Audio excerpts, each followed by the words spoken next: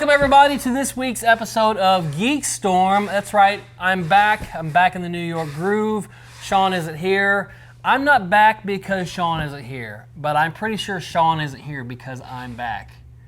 I think that's how it's going to work. I feel like he and I have just come to a metaphor in which two fists come together, and he doesn't like to be at the table with me, and he's texting me right now. And Sean, I forgive you. I forgive you. So let's just water under the bridge. Oh, wow. What did he say? He threw down the ratings gauntlet. Oh no. Well, because there are no ratings, we're like the Netflix of YouTube, in which we have no idea who watches the show, how many people watch the show. But we're glad you watch this show, and especially those of you in the correctional facilities who have no choice at all. Joining me today is from behind the camera is Mike Dukes, our producer and sometimes co-host. Mike, how was your week? Not too shabby. That's great. We are downtown Kokomo, 111 East Sycamore at Kokomo Toys, the finest toy store in all the Midwest. This is true. It's not a lie. Perhaps the nation, perhaps the world. If I were one for hyperbole, definitely the world. I'm not. It's a great place. Right down the street is 121 East Sycamore, which is Comics Cubed, and that's where you can get your tickets for the Kokomo Con, the 10th annual Kokomo Con. I noticed there was a bit of a pause there when you said... I almost said the other thing. Okay. I really have to think about it every time. I went to that store for 20-some years, or however long it was, and no, okay. Sean's been open for 9 years. It's been great. He's a real success story here downtown, and... the Kokomo Con, 10th year. A lot of shows, these little things come and go. But for Sean to have a little independent thing, I really do as much crap as I give him. I give him kudos for turning out what is a good show, a sizable show, and now the longevity of 10 years. It's a great thing. So you can get your tickets there. You can get a T-shirt there, which serves as your ticket. I think it's $10. I don't remember exactly. I don't know. I think it's. I'm sure you could call him and he would tell you. Anyway, so Mike, honestly, seriously, how was your week? Did you hear about Marvel and SpiderMan getting back together? Not like me and Sean. This is me and Sean. This is Marvel and SpiderMan getting back together. This is also a little bit of karate, but I don't want to talk about that right now. Two-time champion. I don't want to talk about it. Okay. For the last couple months, we've been hearing about Marvel and Spider-Man not being able, or Marvel and Sony rather, not being able to come to an agreement. Hot on the heels of the success of the most recent Spider-Man movie, Sony made $1 billion. Did they really by themselves, though? Can they really even claim that? Yes, with like this, $1 billion. Yeah. They made $1 billion. Without Endgame happening when it did and Spidey being part of the MCU, well, it would have done well, but I don't think it would have done that I'm just saying this movie made $1 billion. You can't deny that. Whatever happened to make that happen? Many things happened to make that happen. I'm just saying in Sony's mind, I don't know what kind of candy they've been eating, but something, they're thinking, we did this. I don't subscribe to your butterfly lands on a mountain in Mount Fuji, and then all of a sudden this didn't make $1 billion. Mike, it's ridiculous. It is a well-known fact that butterflies it's ridiculous. hold great sway over the amount of money movies make these days. Well, anyway, they did finally come to an agreement, which in the last couple of days we're hearing that Tom Holland might have had a little bit to do with it. I'm sure he's got star power. He's getting ready to start this Uncharted franchise with Sony. Is our two big studios going to let somebody like that who is not saying anything in public? He's not making a mess about it. He's not letting his thoughts known other than being supportive. But he did reach out to both the studio heads and say, "Hey man, let's get this." I am not going to do the accent. "Hey man, let's get this together. This is really important." Blah blah blah. So regardless, they do come up with a new deal in which Marvel puts up 25% of the money and gets 25% of the profits. This entitles them to produce the next Spider-Man movie, the third Spider-Man movie in this series, as well as have Spider-Man appear in another Marvel film. Which Marvel film do you think it would be? Of the ones we know coming up. Of the ones we know coming up? Sure. That's a rough one. We know it's not Black Widow. Nope. I have a guess. My guess is not one of the ones that's been announced. Okay. My guess would be Fantastic Four. Well, that'd be nice. That'd be nice to have him in the glass case. Yeah. That would be really cool. I'm going to say Shang-Chi because Shang-Chi is a very street-level character, Doesn't really have superpowers, although you could say that being the master of Kung Fu is certainly quite an achievement. He is not a superpowered individual. Now, I'm sure there'll be supernatural or superpowered things going on in the movie, but not him. I would think that would be a good fit for Spider-Man being, from Queens and being a street level guy. We're not slugging out with Thanos or anything like that. That would work, and plus with the 10 rings being a part of that, and with Spider-Man's tight relation to Tony Stark and Iron Man and that whole thing, I can see that working together somehow. We'll see. We'll see how it goes. But everybody I know is very I don't know anybody that's unhappy about this deal. Do you? No. Me either. Not at all. Me either. I'm still waiting to hear about your weekend, but maybe we can get to it later. Speaking of Marvel, it's Marvel MCU, okay? Kevin Feige gets Marvel Television to pull Ghost Rider from the Hulu slot. What do you think of that? That surprised me, honestly. I mean, it was a done deal. Hulu had it. They already had Gabriel Luna cast, and then... A fan favorite. Yoink.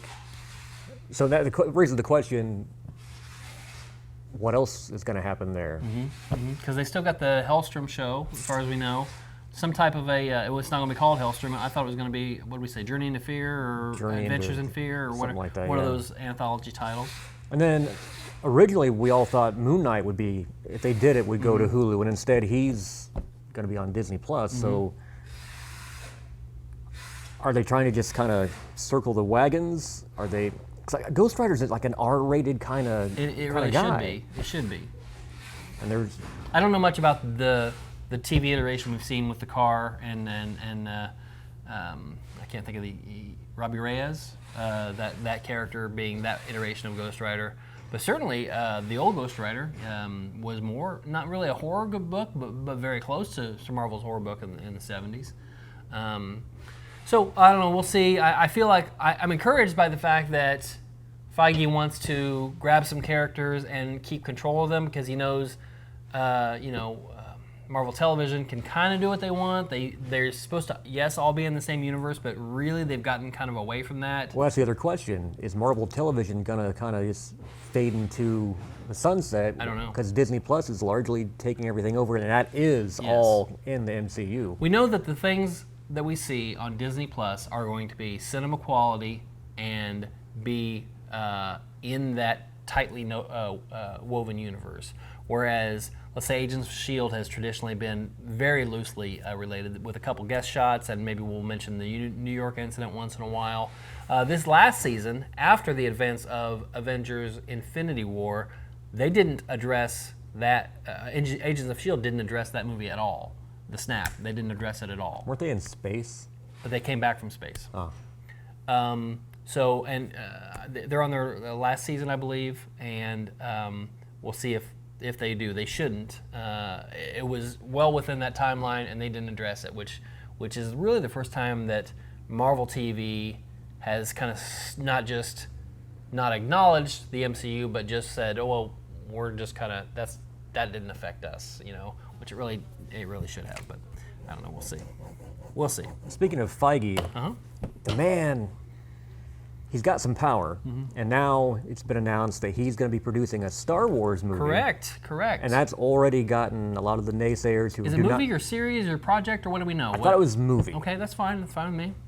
But there are a lot of people who don't like the current direction Star Wars is going, and they're all trying to blame Kathleen Kennedy. Which is crazy. So now that rumor's, wait, Kevin Feige, look what he did for Marvel. Oh, no. Maybe they'll make him head of Lucasfilm. No, that's not going to happen. I know, but that's... Kathleen Kennedy is there to stay as long as she wants to be. She is making money for them hand over fist. And you could say even Solo wasn't a monster success. It still made a lot of money. And a lot of people like that movie. I love that movie. Okay, so there's nothing wrong with sticking with what's working. If anything, Disney knows we've got a studio head, not a studio head. We've got somebody that's in charge. It's their baby. If you want to do something in this universe, you run through this person. It's Feige over here, it's Kennedy over here, and that is a proven formula to not go the way of Warner Brothers and everything that's going on over there. Which, how did we end up wearing the same? Yeah, I was color wondering that shirt. myself. That's really weird. So, but speaking of Warner Brothers, you got two things coming out here quickly. So Joker is getting ready to come out. It'll come out today, actually. And I wouldn't say it's getting mixed reviews. I think it's getting overall great reviews.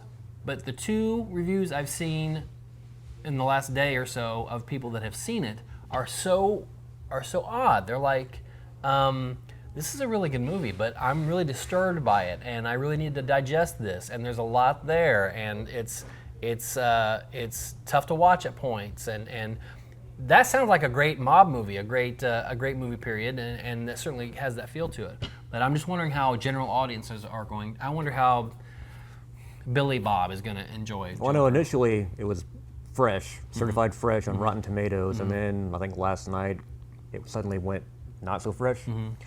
But I haven't seen actual reviews. People have been trying to avoid spoilers, but the basic gist I've gotten is Joaquin Phoenix is great. Gotham City is awesome. The rest of it's... So my impression is you got an actor doing a great job, just chewing on the scenery.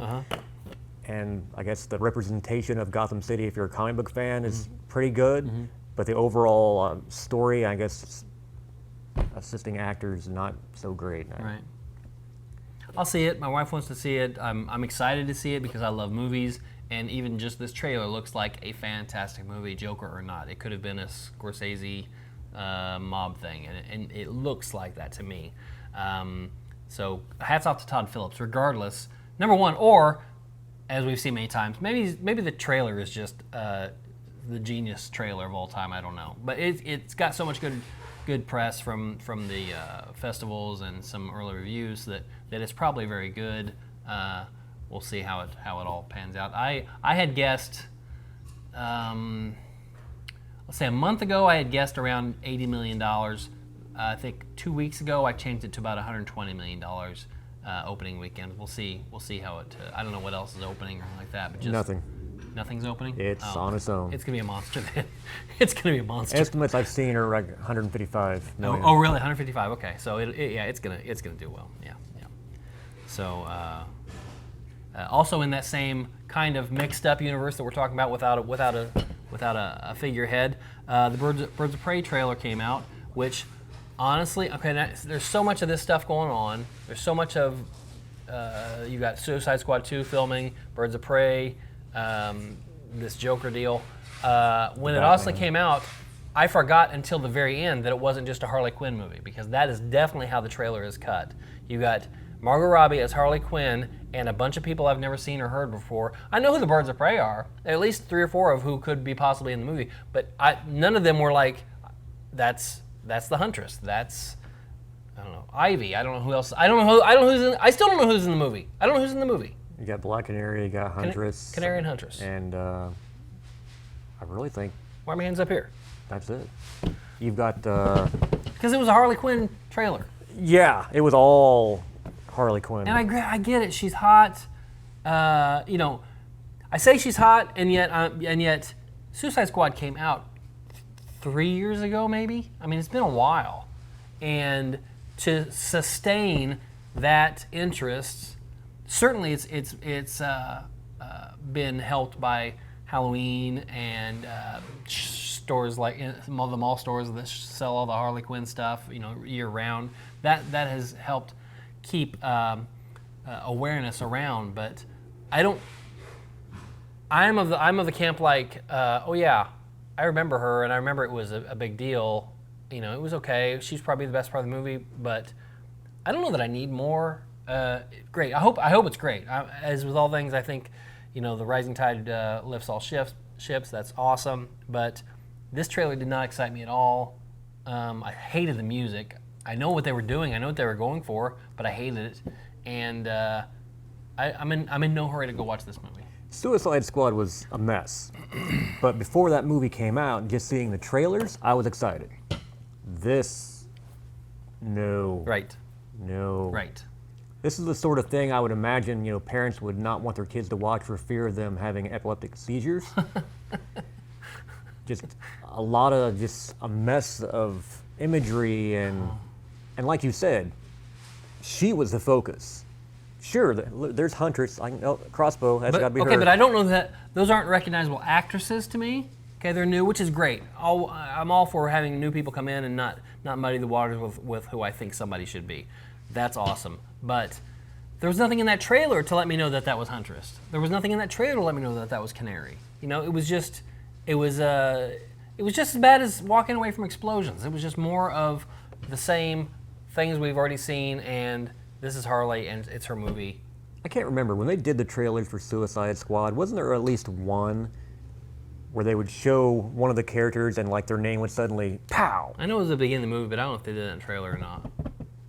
That would have gone a long way. Because like Ewan McGregor has Black Mask, without the mask, right? Nobody's gonna know. It's a guy in a suit. Okay, he's doing a John Travolta imitation. He's just trying to stay alive.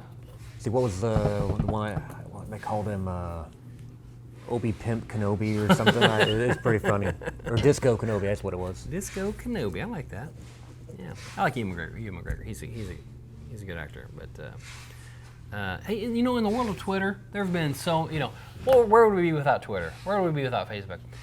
But in the last week, somebody sent out the perfect tweet. The perfect tweet, Mike. The perfect tweet. How is that possible? I'll tell you how it's possible. Rumors started to float around that there was going to be a Princess Bride remake. Oh, yeah. And Princess Bride, my top 10 movies of all time. It's a fantastic movie. It's beloved. I don't know anybody that doesn't like The Princess Bride. Okay?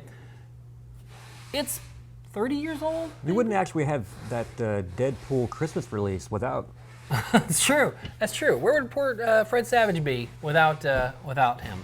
So, in response to this rumor that there was going to be a Princess Bride remake, Carrie Elwes, who played the Dread Pirate Roberts and Wesley, if that's how you go, I care to think of him as the Dread Pirate Roberts, tweeted this out, and I will do the accent, in which he says, "There's a shortage of perfect movies in this world.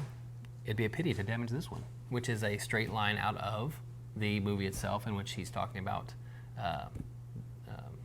Buttercup and maybe Faces or Noise. It's been a while. Yeah, so I oversold that. But still, it was funny. It was very funny and very well received, and I hope it killed the movie. I hope it killed the remake. I hope to never see a Princess Bride remake. Ever. That's been my complaint about Hollywood for years. Instead of original ideas, it's always, wait. What if we exactly. remake this with this actor? Put The Rock in it. Boom. Instant money. Well, now wait a minute. If you put The Rock in a Princess Bride remake, I'd probably go see that. Okay. What if Rock was fencing? Come on. That would be a nice little nod. Yeah. Okay, I still don't want to see it, but I would seriously watch The Rock make a peanut butter jelly sandwich. I think he's tonight. I think tonight he's gonna be on SmackDown tonight. They're probably the season premiere of SmackDown, and The Rock is gonna be on it. I did read something about he was going back into wrestling. Yeah, I don't know how permanent. It's probably just a one-night deal, but he's gonna be on the show. So if you smell what he's cooking, you should check it out. One more quick note. Is that Stranger Things 4 was announced, season 4. That was kind of a no-brainer, but kind of not because the last year or so we've heard that maybe we're going to get another season and then a movie. I'm not really sure. These kids are getting old. These kids should be collecting a pension soon. So when we get to Stranger Things 5 or 6, that's probably what we'll get. Well, it's gotten to the point where these kids have got to have PTSD. Right. Poor Will. I mean, come on. And it's like every couple of years, something's happening. You would think, they'd be skittish. Right.